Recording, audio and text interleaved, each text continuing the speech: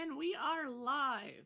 I welcome everybody who's come in and who will come in and join us today for our latest live stream story time reading.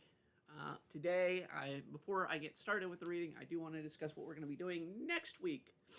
So I want to address it first and foremost. We're going to do scary stories. It is Halloween week next week. So it's only appropriate that we do some scary stories from the net. If you have a story that you want us to read on there, as long as it's short, it's got to be a short story.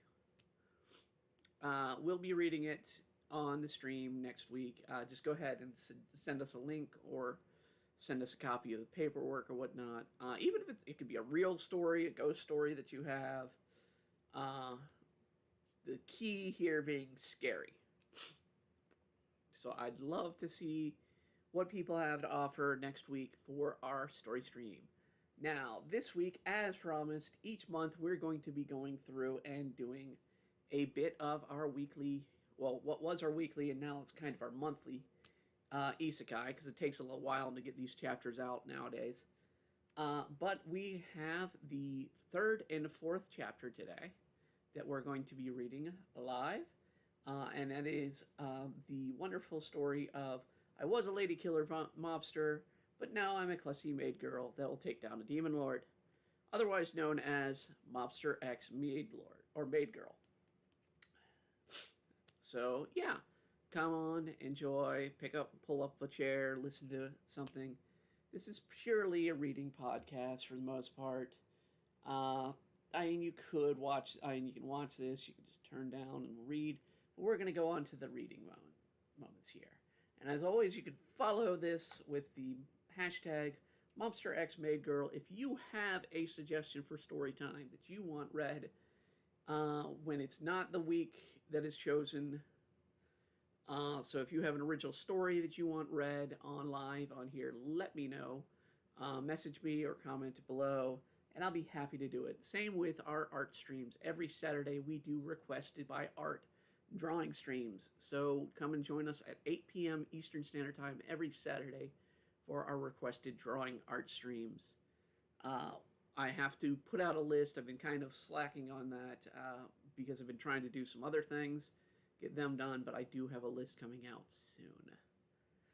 And as always, my name is Brittany Dotson, aka Imbria Arts.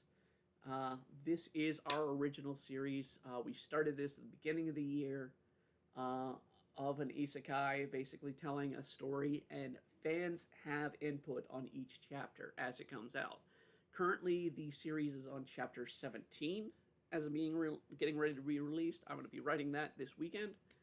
And fans had a chance to vote for two elements of the chapter. Patreon fans got to vote on one character, while DeviantArt fans got to vote on another chapter. And I think in the future, I'm going to also throw out a vote on either YouTube or Twitch or on Twitch or Twitter. So we will see what people want to see in the future for certain characters, do a couple polls there that will be added to the story. So basically, fans are helped creating and directing where the chapters go. And in fact, today we're going to meet a character that is entirely fan-created. So we're going to meet with them right in this chapter. So we're going to get it going, starting with chapter 3, called Noob Beginnings.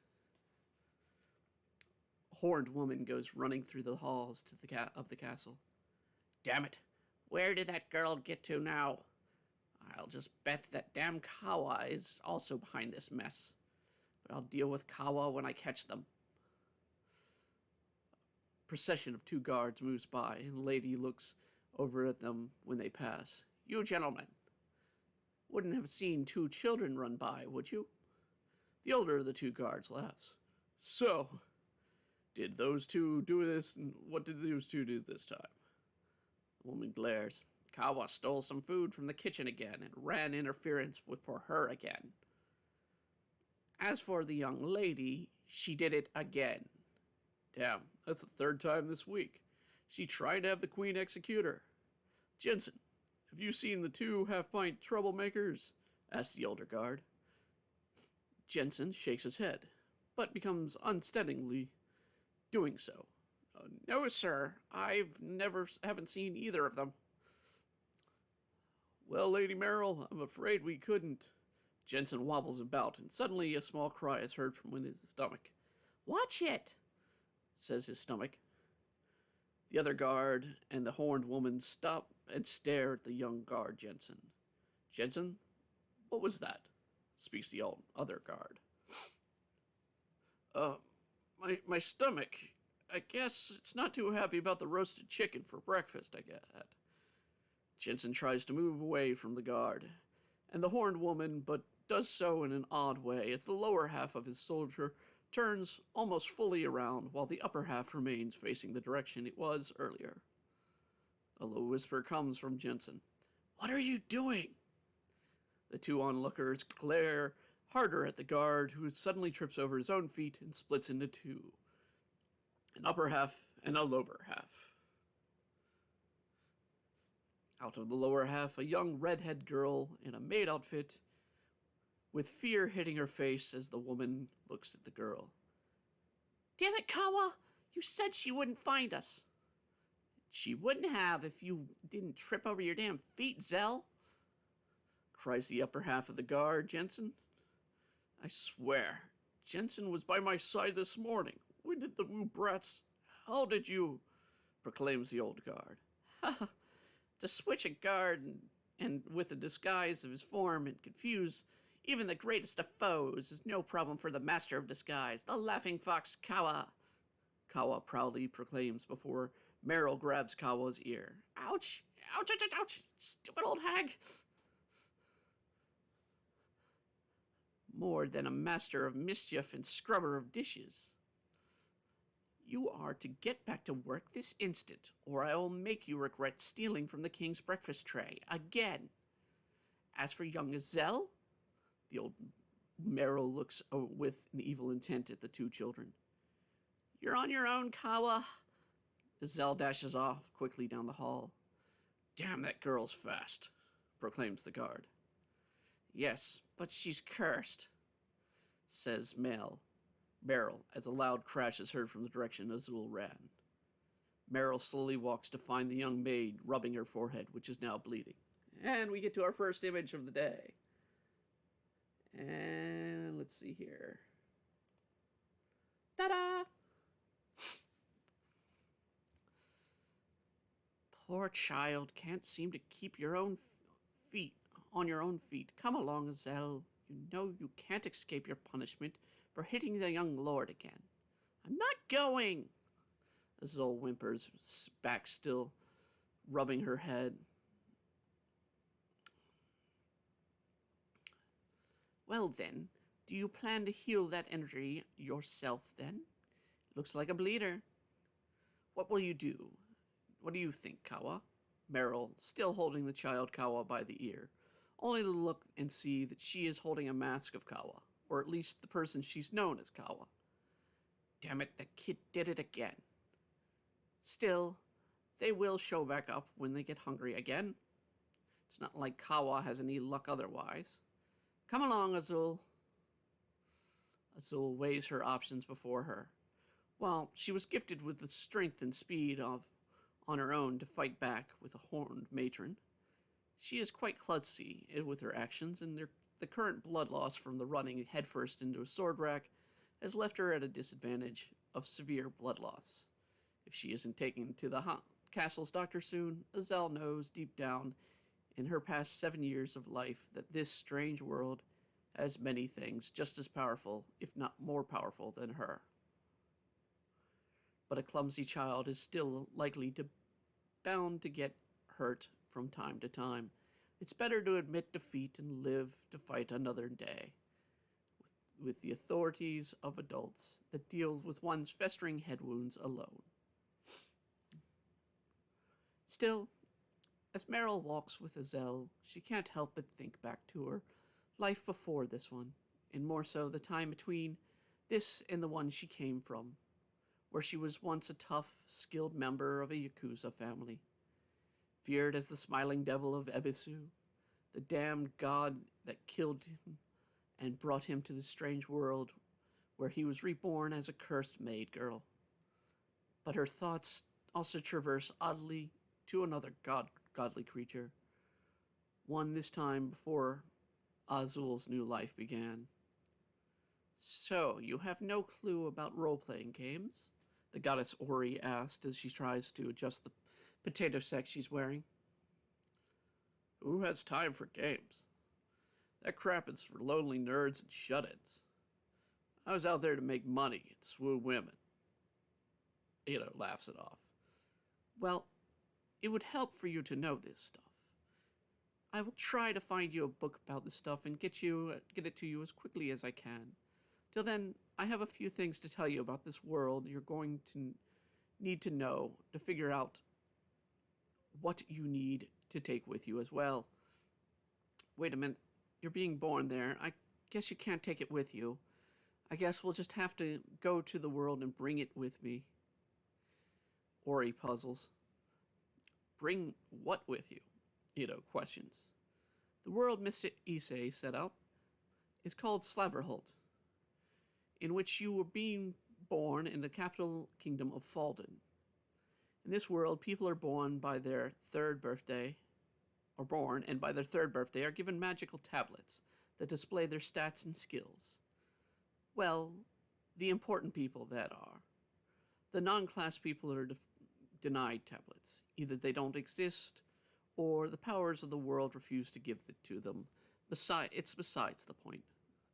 Those classless people are stuck doing menial jobs and tasks their whole life. So by the age of 6, it's expected of a child to already be working and training in the jobs they will have their whole lives. Of course, if you're lucky enough to have a tablet, then you'll have a greater amount of freedom over those who don't, Ori states. So I get one of these tablets, and even if I have to steal one, Ito states. That's just it. You can't steal one and expect it to work for you. Each tablet is assigned to the one that it will work for.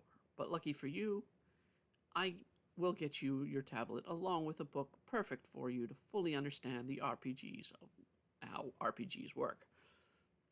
I will bring them to you once I choose my own class and figure out everything for my own personality. I will join you in the world and help guide you on your goal, okay? Ori cheerfully states. I don't know. Something doesn't feel right. Ito grumbles. The scene reverts back to Azul, being marched into a room where a large woman stands with fury looking over her. As Azul thinks to herself, damn, that stupid goddess should have brought me that damn tablet a year ago. Now I'm stuck being a maid in this damn mess. Where are you, you flaky goddess of fate? Azul. So, you hurt my dear sweet boy again. What do you have to say for yourself? Shouts the old, larger, royally dressed woman. My shoe came loose and... No excuses. If you don't have my wretched husband's blood in your veins, I would have had your head cut off years ago. You know good and well this great sage foretold of the day that my son would defeat the demon lord. But how can he do that if his own damn personal servant keeps beating him up? Shrieks the queen.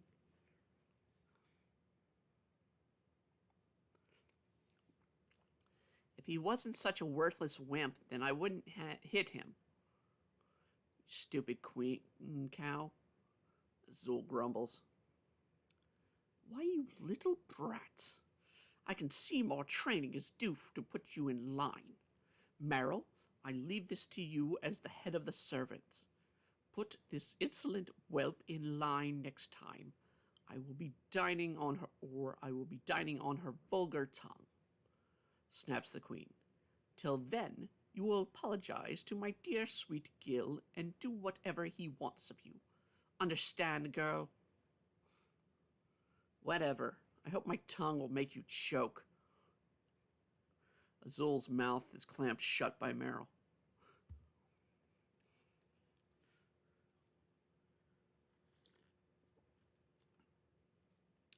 She will not do it again, your ladyship, Meryl states, squeezing Azul's head to the point where more blood gushes out.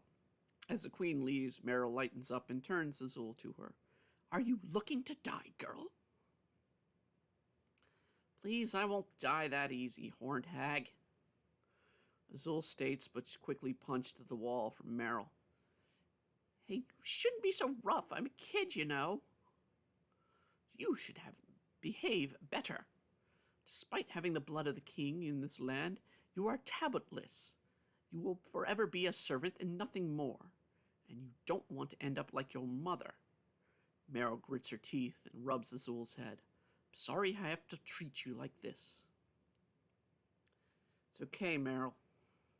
I'll see through. One day I'll have a tablet. You'll see. Then I'll take down the demon lord. It's a promise. It's a promise. Azul sighs in frustration at the life that is no longer a man. Only a maid can make. Well, aren't you as brave as ever? Now, if you will continue that bravery and go and apologize to the young lord, then the doctor will get to see you for your injuries as well. Yes, Meryl. Azul shirks down her head and processes through the closed door she knows all too well, and yet dreads the moment. As the door opens, an elaborate room decorated in books, small wooden weapons, toys fill the room, where a massive bed lays in far darkest corner a ragged small bed and chest. Sobbing is heard from the big bed.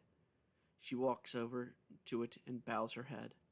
I'm sorry my shoe slipped off and whacked you across your face, my lord, Azul states, gritting her teeth, knowing full well what comes next is a formal lump of sobs moves to meet her, and a small appendage slips out and flips Azul's skirt.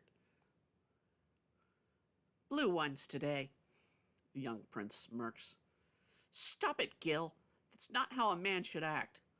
Azul snaps at the young lord. She grabs her own mouth to prevent further insults to keep her from getting into deeper trouble. I will act how I please. I am the future great hero of this land. And while you are my dear sister, you are nothing but my servant. And for a servant to strike his master deserves to be punished the way the Lord sees fit. Besides, what would a clumsy girl like you know anything about being a man? The young hero Gil laughs. I can kick your ass, Azul angrily finally lets out as Gil continues to hold up her skirt. Fine. I think I know a fitting punishment for you today, Zell. Gil pulls down Azul's underwear. These are mine now. If you want them back, you have to lose to me in tomorrow's sword fighting test. It's my only pair, you jerk. And these damn skirts are short enough to expose me. Give them back, Azul cries out. The scene changes later to the day. In the day, Azul is walking upstairs, holding her skirt down from behind. Stupid world. Back when I was a man, I didn't have to worry about this embarrassing crap. But worse is the lazy moron Gil. I should beat him while he sleeps and take back all the clothes he's stolen. But one damn place he keeps them in that dimensional hole of his. But I guess there's the one thing he is good at. Talking to ourselves again, Azul. A kind-looking woman in white in a wheelchair sits from the small perch room alongside the castle's wall.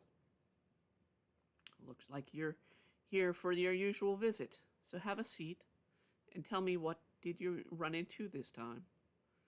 It was a sword rack back near the guards' barracks. Kawa was trying to help me get away from the queen again, Azul says calmly, laying her head on the kind woman's side. Well, she certainly did have a temper. But try not to tick her off too much. The woman rubs the injured head, and light begins to heal the wound. I know. I just wish I could get out of here. but I don't have my own tablet. Both Kawa and Gil have theirs, but I guess the goddess of fate has forgotten me. Azul looks down as the woman continues to rub her head.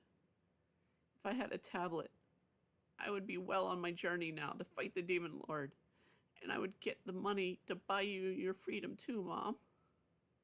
That's sweet of you, my strong little girl, to feel concerned for her mother. But I have told you before, sweetheart, I'm not a prisoner here.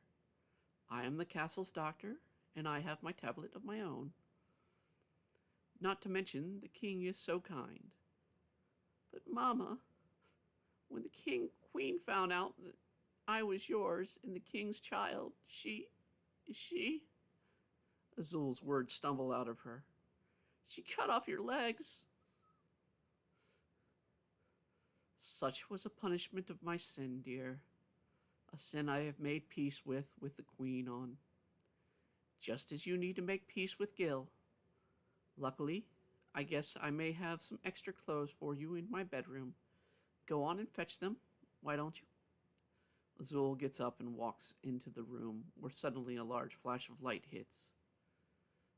A face Azul has almost completely forgotten is right in front of her, causing her to jump and almost head out the room. Honey, are you okay in there? Yes, Mama, I just stubbed my toe, that's all. Azul laughs it off and turns to face the goddess Ori. Hi-ho, Mr. Ito. Ori proudly states. Ori? Where the hell have you been? You were supposed to be here 4 years ago. Sorry, I couldn't be there right now, so I pre-recorded this message for you, Mr. Ito. That, what? 4 years late and you send me a pre-recorded message? I'm still working on the very difficult decision of my form to appear in that world. But I can assure you, it won't be much longer. Till then, I proudly say, after 6 grueling years of search, I have found you the best book for you to understand RPG worlds, and also have sent you the top of the line of tablets to serve you in this world. Top of the line? Everyone here has the same stone tablet that shows their stats. How could mine be? Azul grumbles as she digs through the clothing and finds the source of the broadcast. When suddenly a smartphone drops out onto the ground and the message from Ori glitches, then returns. No way. She got me a smartphone in a fantasy world? This is the best in heavenly design. The phenomenal extra-dimensional social information service, or PENIS for short. It will adapt to all your stats and needs, as it can be used to carry any members that you have contact with to gather them around you. Yes, the PENIS is one fine device. Azul throws the device across the room. Stop calling it that! The PENIS is virtually indestructible, easy to carry and or accessorize. Yes, your New World friends will be quite amazed at the look and feel of the power of your PENIS, even when it comes to your enough about the PENIS! Azul shouts as her mother rolls in. What about the PENIS, honey? Mom, it's nothing. It's just, I think I got my tablet. Azul holds the smartphone device. I don't know, honey. That must be some strange rock or... Her mother sits there puzzled as the device starts to ring. The rock is making noise. Azul grabs it and answers, Hello? Suddenly the voice that was playing earlier speaks out, depressed, but clearly Azul can tell that belongs to Ori. Is this Mr. Ito? Azul's mom replies, It talks and is asking for a Mr. Ito? Sigh, it's me, Ori. Where the hell are you? Azul's mother is puzzled as her daughter admits to being Mr. Ito. Wow, you sound cute, but then you are 3 now. No, I'm 7, Ori, and a girl. Azul shouts back in anger and then looks and sighs. Look, Mom, I can explain after this call, okay? A call? For what the doctor thinks. Okay then, Mr. Ito, I have a few vital questions. What do you think would be the best for my class when I come to that world? I can't think of the best choice. Hello, Mr. Ito? Ori asks. Ori, you indecisive idiot. So ends chapter 3. Um, I'll do a little bit of discussion since we got some time here before I start chapter 4. The character that was entirely fan created is Kawa. The one of the people on the members of our Patreon asked for a character that would be a Mask fan. Um, as you know, we've done a couple of Mask drawings and whatnot because there's a popularity that follows me. So Kawa was invented, and Kawa is supposed to be the best friend. I can't say he or she because we never know what Kawa looks like. It's an ongoing thing that Kawa is Kawa. There's no gender to Kawa. There's no age to Kawa. Later, when the series goes on and the characters are older, Kawa still is the same appearance as they appear in the series. In fact, there will be a picture with Kawa in the next part here.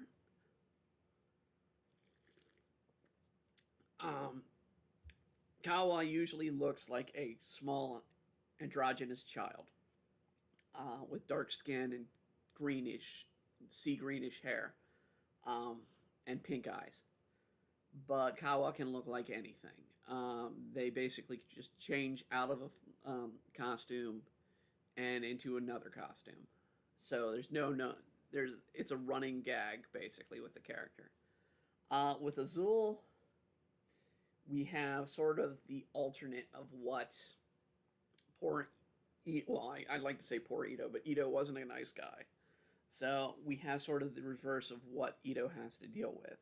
While she still has strength and speed that Ito had, it's a small little girl, especially in the first several chapters of this book. She is a 7-year-old girl who is forced into servitude and has to be basically this maid servant to her brother, her half brother, who is the prince and the official hero of the story.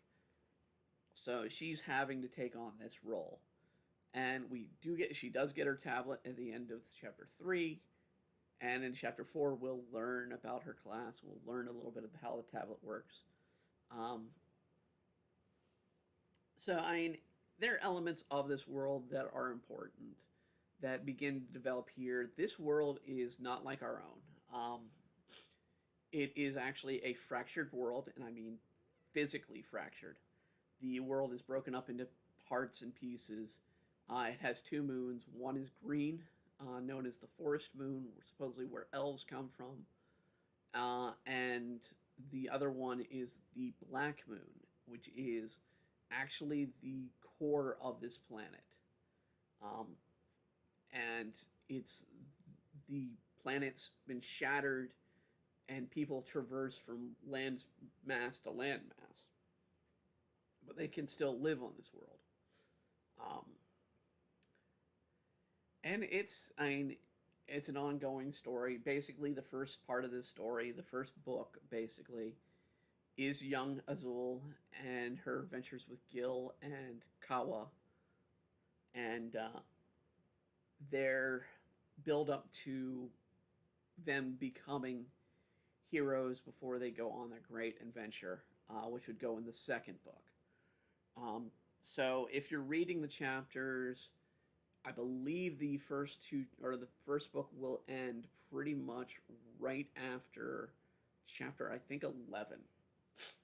Right at chapter 11, where you get a glimpse of Azul in her adulthood, teenager Azul, and her collecting the remaining members of the party that will be going throughout the series.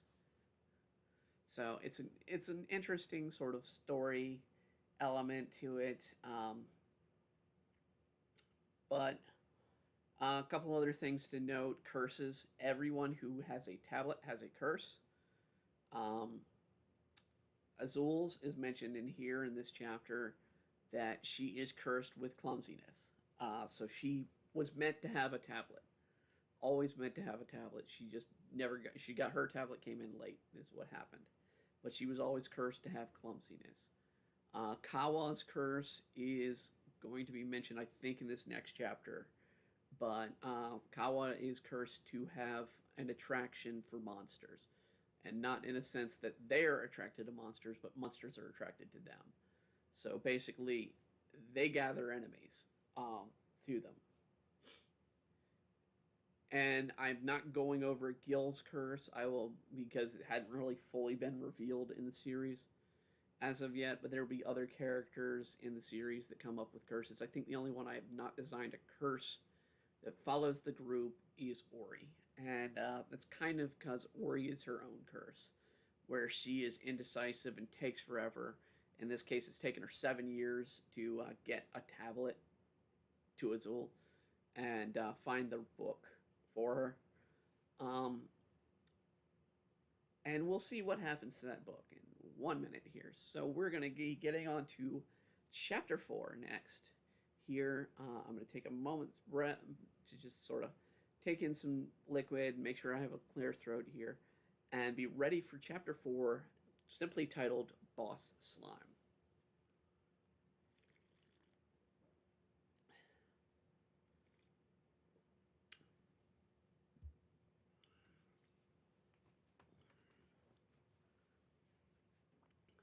Chapter 4, Boss Slime. Azul slept restlessly in her bed. With somewhat reunion with the goddess Ori, she found it hard to not to make up for the last time. It was hard for her to figure out what it all meant, even harder for her to get her mother to understand that the strange tablet that her daughter now had possessed. But while others of this world,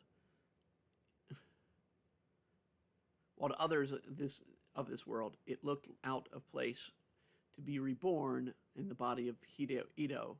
She was all too familiar with the device's original uses. And now, with the least phone connection to the goddess Ori, Azul felt a little less out of place. Still, there is much she didn't know.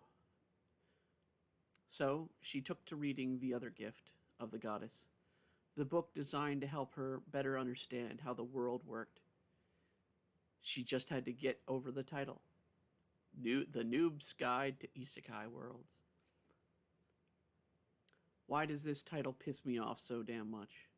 Still, I guess I can't complain. Ori at least does seem to come through with the most amazing things, even if the names suck. Azul looks at the phone. Yeah, definitely need a better name for you. Suddenly, a pillow hits Azul straight in the face. Azul, shut up. The world's greatest hero needs my beauty sleep. And how else will I get to have my emergent energy be worshipped? All my energy be worshipped, says the groggy Gil. Yes, my lord, groans Azul, not wanting to deal with the late-night perversions of her half-brother that we would devise even to punish her again. Instead, she gets up and starts to walk away. And where are you going in this hour, my servant? Gil cries out, reaching for Azul to return his pillow. To the bathroom. Don't follow me, she claims, dropping the pillow on Gil's head. How dare you abandon me? Gil shouts out. I'm not abandoning you. I'm peeing.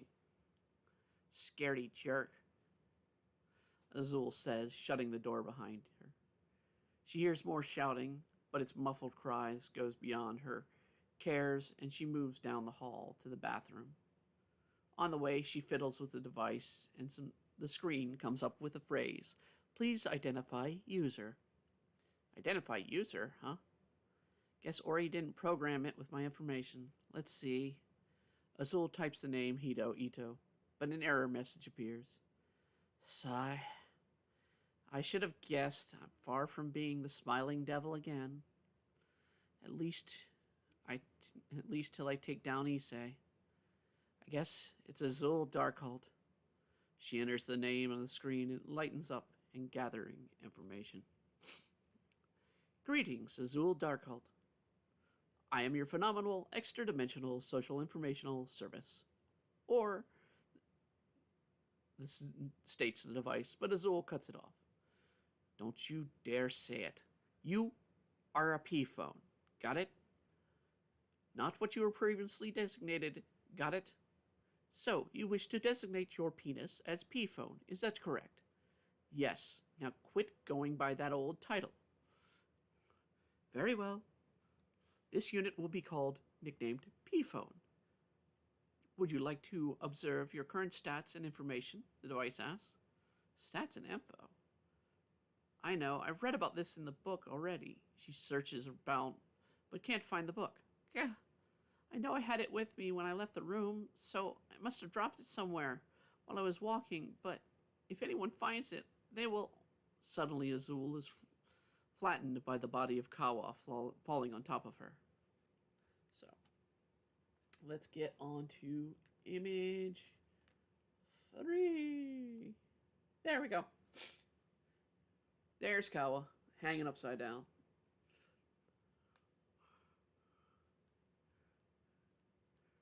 Hey, Zell. What are you doing? Talking to yourself in the hallway. Gil trying to sleep in your bed again?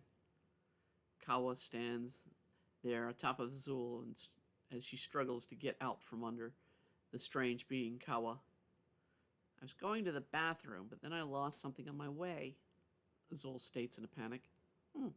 Lost your shit on the way to shit, I see. Kawa nods in the knowledge that it makes a point. You don't have to be so crass about it, Kawa. Okay. Well, just out to get my training in my skills, but I guess the careless klutz like you just needs some time alone. Or classless klutz, classless klutz. Need some time. Wait, class skills? I'm sure I told you. I'm a ninja based on my tablet. Kawa holds up a chain with a stone on it with info magically moves about. My skills are in stealth, deception. Well, mainly deception. Kawa pulls off the face and reveals a scary wolf monster under it. I just love disguises. I can be anyone or anything you want. The whole idea gives me a thrill. I guess you would have had a path chosen for you. So, is that your real face, Kawa? Azul asks. Not at all. Kawa responds, pulling the head off, and this time to reveal a beautiful white-haired young girl. No one knows my face, my sex, even my race. That is the way I like it. Kawa is Kawa, and that is the best thing I can be. I aim to be the greatest master of disguise this world has ever seen. That is why I have to train at night to build my skills. Though I guess I could get better faster fighting monsters. But you're cursed to have a monsters attracted to you, Azul states proudly, knowing that Kawa is stuck in the castle and the city surrounding it. Every time I try to leave and this dump, I keep running into swarms of armies. It's insane. None of my disguises seem to fully throw them off either. The castle's the furthest place from any monsters, so it's the safest place for me, Kawa cries. Oh well, I have to get back to my training, and you to the bathroom, I guess. See you at breakfast, Sal. Kawa leaps out the window. Azul runs to try and see where the strange ninja went to, but finds that the being had already vanished into the night. Guess he really is a ninja. Zell, you mind helping me a bit? Whimpers Kawa from the window. Azul looks straight down and sees Kawa's foot stuck on a ledge below. Shouldn't a ninja be better at leaping out of windows? Azul asks. Yeah, well, I'm a novice, okay? I spent all my starting skills on disguises, and now I train to just be good at any other abilities. whines Kawa as Azul leans out to push their foot free. But Azul's own misfortune hits and she ends up falling out the window. As she knocks Kawa free, the two go crashing down onto the bushes, with Kawa falling on top of Azul again. Ouchie! Kawa, you idiot! Why did you have to keep falling on me? Sorry, Zell. Guess you you did help me in your own unique way. Suddenly, the small device out of Azul's P-phone lands on Kawa's head, and he's puzzled. Huh? What a strange rock. Maybe a flat egg? Azul is quickly shocked and in the face and grabs the P-phone from him. It's mine. It's my tablet, she shyly replies. Wait, you have a tablet? Since when? Tablets aren't given to children your age. Aren't you sure? Are you sure it's yours? Kawa asks in rapid session. I just got it. It must have been lost all this time in Mom's room. I found it when I was cleaning there earlier. But it's mine. I'll show you. Azul presses the screen and the P-phone comes to life. Phone, please identify user. This unit, called P-phone, is owned by Azul Darkhold, the phone states. Oh. Okay. What is a phone? I mean, it doesn't look like any other tablet I've seen, and it talks, too. Well, it's a new kind, and it does other things, too. Like what? Can it peel a kitchen supply of trebuchets? I hate doing that. Well, it can, make calls and, hey, phone, what can you do? Azul asks herself, seeming to have missed out on the user's manual for the P-phone. This unit makes calls to allies, keeps tracks of skills and abilities for the user's designated class, identifies stats on targets, and referencing materials, drawing tools for map making, a library of information on survival classes, skills, wildlife, and more, as well as the ability to play any number of musical notes you wish. Other apps are also available. Azul, shocked, screams in her own head. This thing really is a smartphone. None of that really makes sense, Kawa, rubbing their eyes, states. But I guess it is your tablet, then. So what's your class? Azul looks puzzled. I don't know. I haven't asked it yet. Hey, phone? What is my class? I mean, I'm sure to be bound to something cool. Your class, Miss Darkhold, is Maid, girl. The vice coldly states as Azul hopes and dreams are dashed and Kawa is rolling and laughing. I'm a freaking maid? Azul groans. Kawa is still laughing and tries to stop and speak. It's certainly you, Zell. Choking a bit on those words. Kawa, can you leave me now? Azul says in a whimper. I'm sure, but why? Asks, notices her squirming. So the story of you having to go to the bathroom wasn't a lie. Now I'm stuck outside. I'll just have to go in the bushes. So go away. It's embarrassing to have someone around when a girl needs to pee. Azul shouts. Please, I know what's in your pants. I have 14 of them on me now. Kawa laughs. It's not funny. Go before you alert the guards and make this worse. Fine, I'm going. Kawa leaves her, dashing into the shadows and leaving Azul to herself. But not long enough before the guard Jensen is coughing as Azul jerks up. Miss Darkhold, this is not very ladylike for you to be acting this way. Azul's shocked face turns to beet red as the guard she and Kawa impersonated the day earlier looks down at her sternly. Given it's thanks to your friend that I have night duty.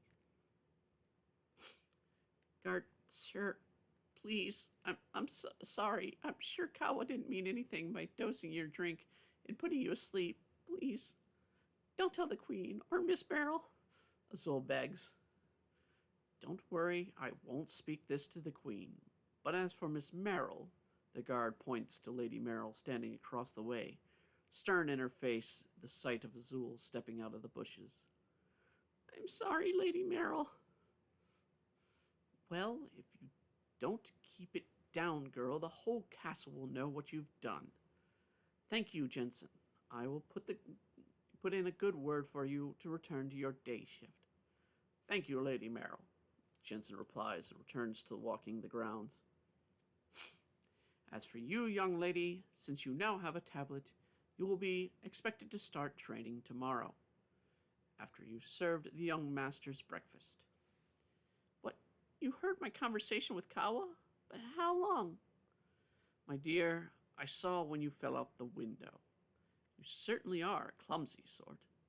Perhaps you should keep that in mind the next time you try to do heroics, Azul can't help but swear to see a small smile crack across Lady Merrill's mouth. While your brother has his magic lessons, you will come to me for your morning training. Understood? Yes, Lady Merrill, Azul says, a bit upset, but understanding. Now come, let us clean you up and get you back to bed, young lady, Merrill states, walking her young ward back into the castle. Later, Azul starts to try to silently walk into the room when she discovers the young prince is up and reading a book. In itself was odd to Azul, as she never knew Gil to be one for his lessons, so the idea that he would suddenly studiously read, as to not notice her walking into the room, surprised her. This was until she noticed the book was none other than the one she had lost earlier in her jaunt.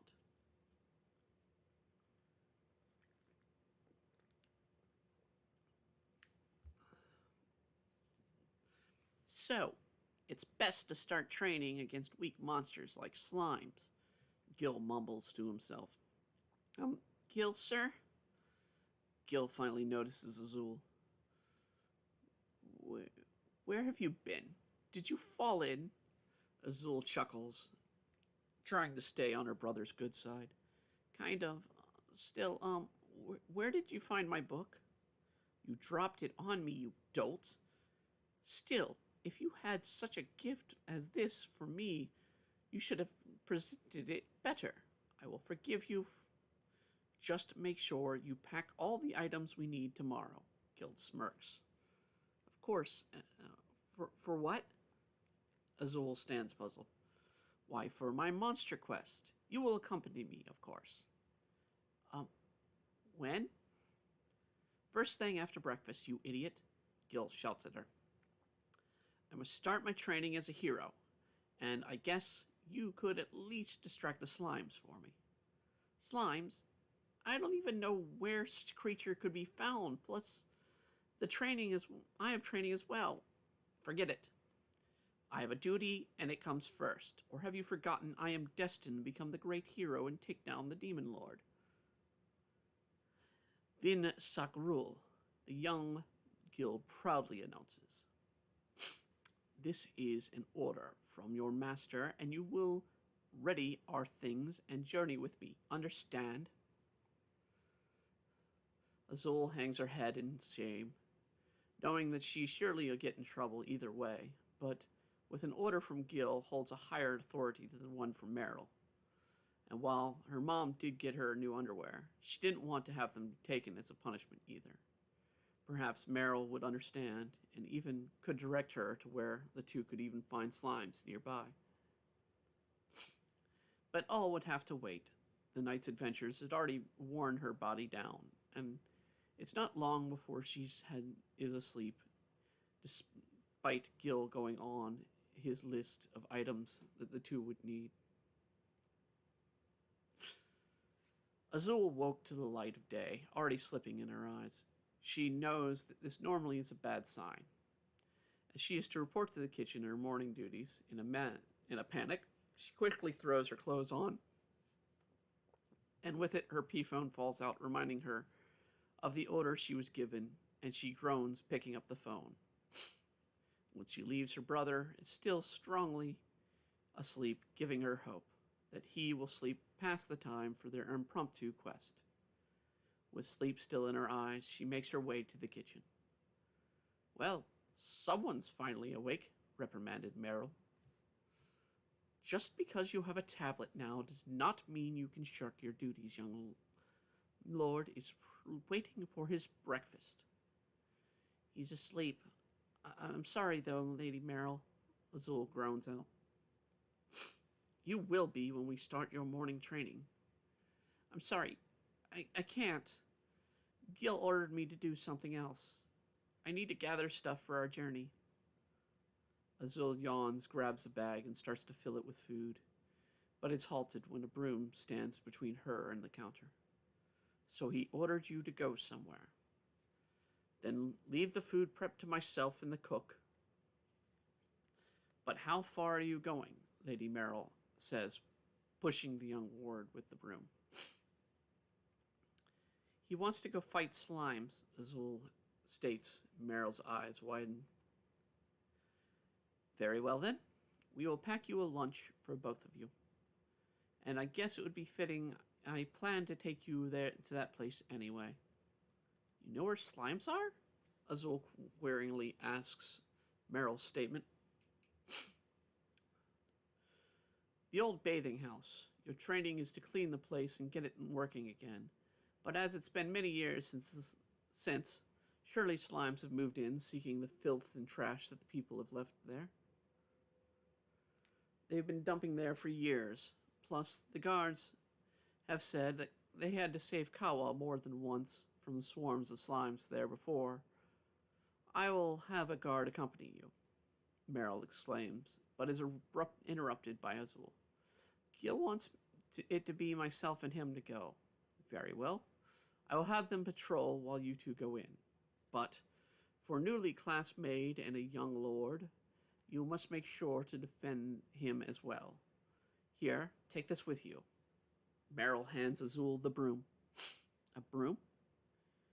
I know I don't know anything about slimes, but wouldn't a sword or any weapon be better against them? Azul stands puzzled. You will see. Let Gil use his blade. But you are a maid, and a broom is more fitting weapon for you. Plus, you will need to start cleaning afterwards anyways. Now go take both of your breakfasts and prepare the young lord's armor and weapons.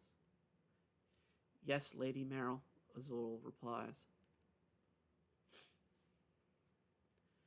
The scene moves on to later that morning. Azul and Gil before the decaying stone ruins of the old bathhouse. A large, muscular woman with pointed ears and a tail is wagging happily as the two approach. So, this is the wreck is the place where we will find the slimes, Gil states, his face barely visible over his oversized armor. It's darn sure, young master, replies the wolf woman. Now, Lady Merrill told me not to worry about you two little things in there. But if you need my help, you gotta do is whistle. I'll come running to you, you cute little adventurers. Mother allowed you to step away from your duties, Captain Jenny? Asked Gil, surprised. Well, my sweet little prisoners are all sleepy after they had a big breakfast. I got them.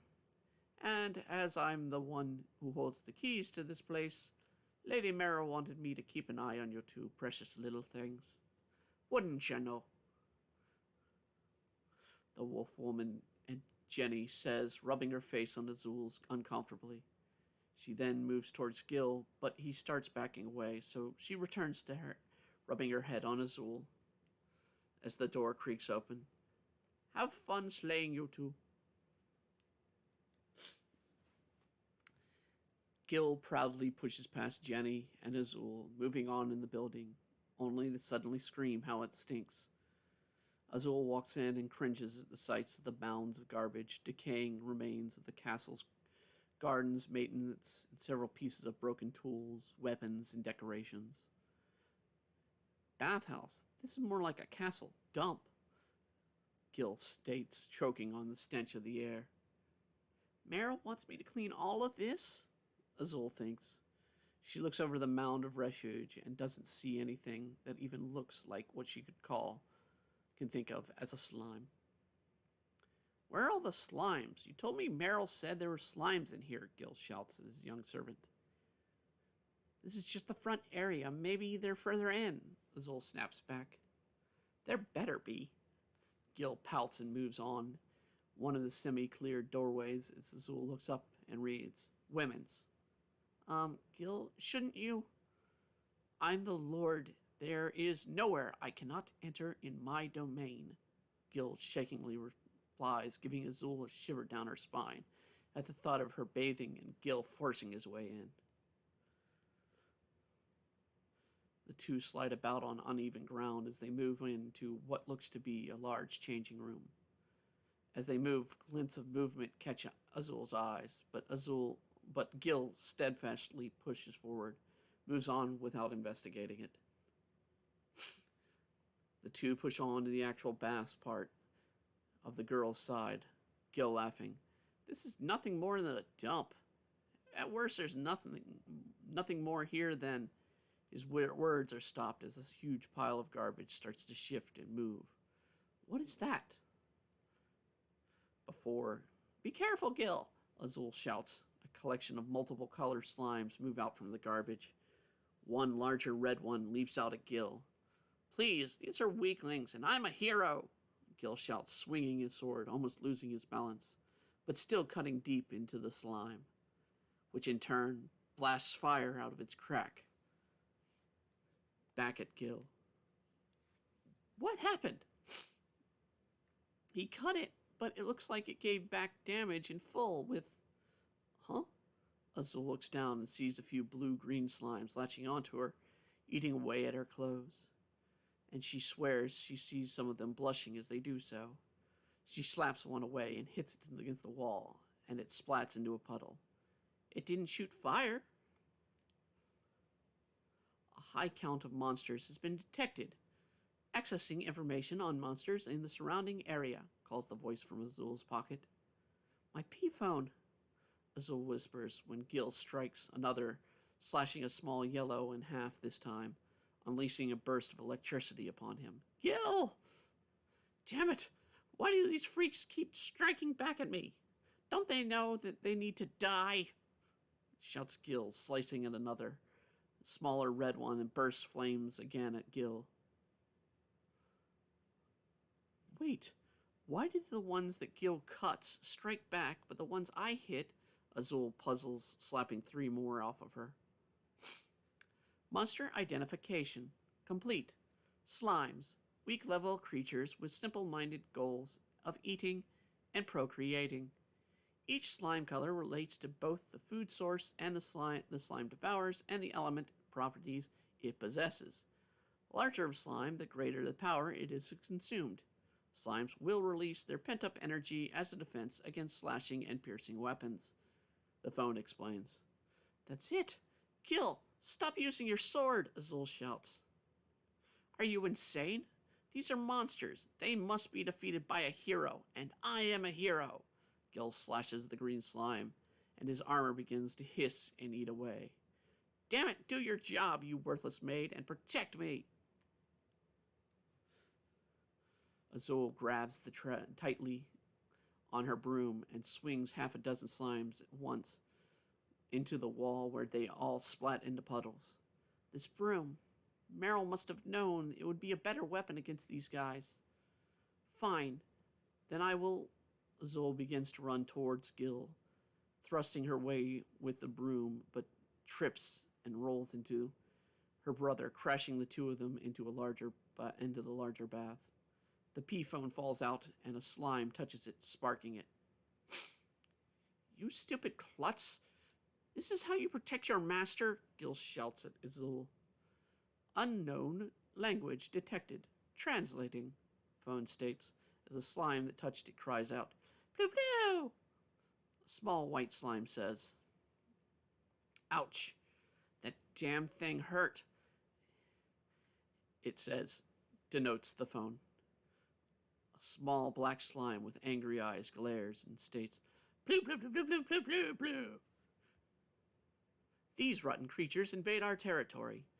We have to make them regret coming here, Anarchy, it says. The phone states in monotone voice, destroying the emotions behind the slime's words. Anarchy? Azul questions.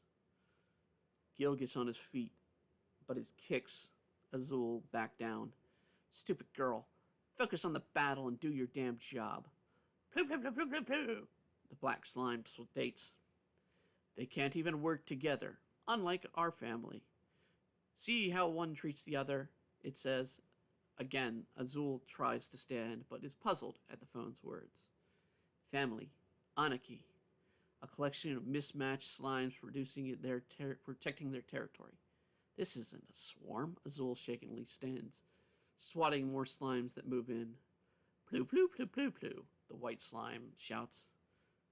The red one is dangerous. We should fall back and let the boss handle it, it says, denotes the phone. Boss. So, there is a dungeon boss here, but it's just like the book says. A boss of the slimes. The ground suddenly bursts open towards both Gil and Azul slide to the sides as a giant blue slime with a scar across its eye, garbage hanging on him like a coat, and a large broken pipe held in its face, looking like a giant slime had a long smoking pipe. That looks like there's no doubt about it. This isn't a boss of monsters, but these slimes, they're just like how it was. They're a Yakuza family, and that's the mob boss. So ends chapter 4. The boss slime. So, yeah, this is the introduction to slimes. I wanted to do something different than slimes that I always kind of felt was interesting. You're going to do multiple color slimes. You might as well do elements to them. So, as we learned in this chapter, when you cut these slimes, or if you use a piercing weapon on these slimes, you unleash the energy that's pent up in these slimes. So basically, they eat and devour energy, and later we'll meet two slimes. In fact, we kind of met the two here. The black and the white slime will go on to be characters further in the series. And each of them eat, respectively, things. The white slime eats mayonnaise or fats, and the black slime eats trash. Literally trash.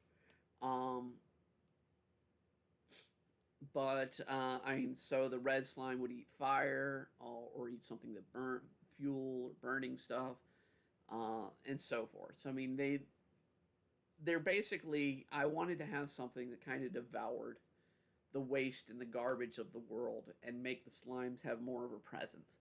Because the slimes are going to play more of a character, and we'll learn more of them in the next chapter when we get to it next month. This was, again, our second venture into our isekai. Next month, we will do chapters 5 and chapter 6, which will go into the prison.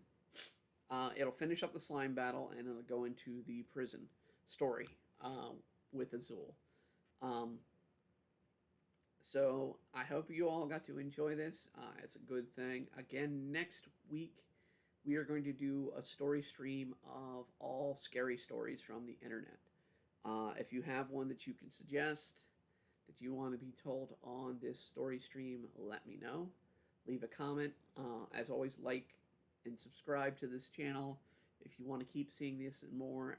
This is just sort of a short little 1 hour thing that we put together, maybe a little bit longer at times. But I'm glad to always share it. If you have a story that you want read on the stream, doesn't have to be the scary stories, but if you want something read in just general, just send it on through a comment or a message through any of the streams, system, or social media that we have. And be sure to share. We also have our drawing streams every Saturday and our gaming streams. We started Minecraft yesterday. I do have to give a little announcement. Unfortunately, the Minecraft game that we played last stream, which was yesterday, the game itself corrupted. We have to play again with the full mods that we put in. So we're going to be playing Roguecraft Minecraft on Wednesdays.